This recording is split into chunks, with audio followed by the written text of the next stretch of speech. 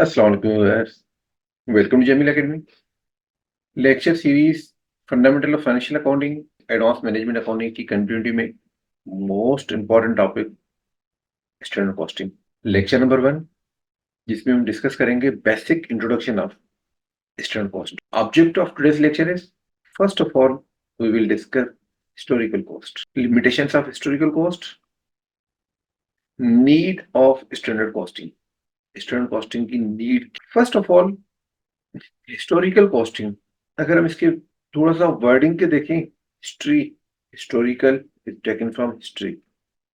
In the initial stages of the development of the historical costing was only the system available for ascertaining the cost. जब cost accounting की development हो रही थी तो initial level पे cost जो थी वो हिस्टोरिकल कॉस्ट, सिर्फ और सिर्फ हिस्टोरिकल कॉस्ट एक कॉस्ट अवेलेबल सिस्टम था जिससे आपको कॉस्ट असर्टेन कॉस्ट की कैलकुलेशन की जा सकती थी।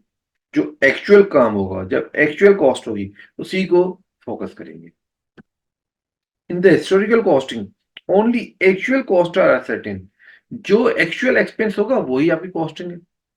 Historical cost are the actual cost which have been incurred in the past. जब एक्सपेंस हो गया उसकी कैलकुलेशन आप हिस्टोरिकल कॉस्ट करते थे। Such cost ascertain only after these have been incurred. जब एक इनकर्ड हो गया खराजात, जो खर्चे हो गए, अब उन खर्चे को सिर्फ और सिर्फ कैलकुलेट कर सकते हैं कि ये एक्सपेंस हुआ। इसके लिए कोई स्टैंडर्ड, कोई कैलकुलेशन, कोई कंट्रोल पॉसिबल ही नहीं है। हिस्टोरिकल कॉस्टिंग की कुछ लिमिटेशन थी।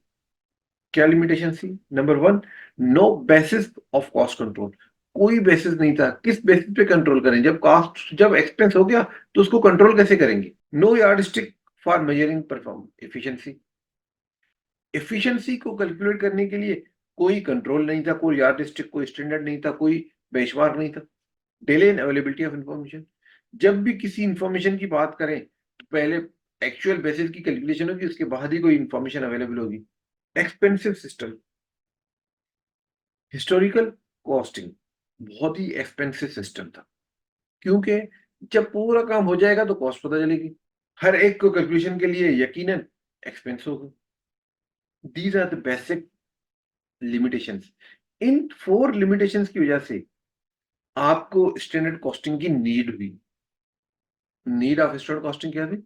लिमिटेशंस ऑफ हिस्टोरिकल कॉस्टिंग, जो 4 लिमिटेशंस थी, expensive, encourage availability of information, yardstick, efficiency, उनकी लिमिटेशंस की वजह से हिस्टोरिकल कॉस्ट की लिमिटेशंस जो है इसको इनकरेज कर रही हैं कि मोर सेटिस्फैक्टरी सिस्टम स्टैंडर्ड कॉस्टिंग हो।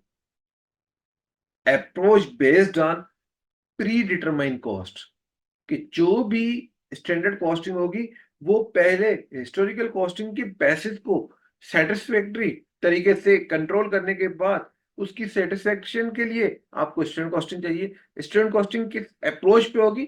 Pre determined cost. जब पहले से डिटरमाइंड कॉस्टिंग आपके पास होगी तो उस प्री डिटरमाइंड कॉस्ट को बेस बनाते हुए आप अपने स्टैंडर्ड को बनाएंगे, अपनी कॉस्ट को इनकर करेंगे।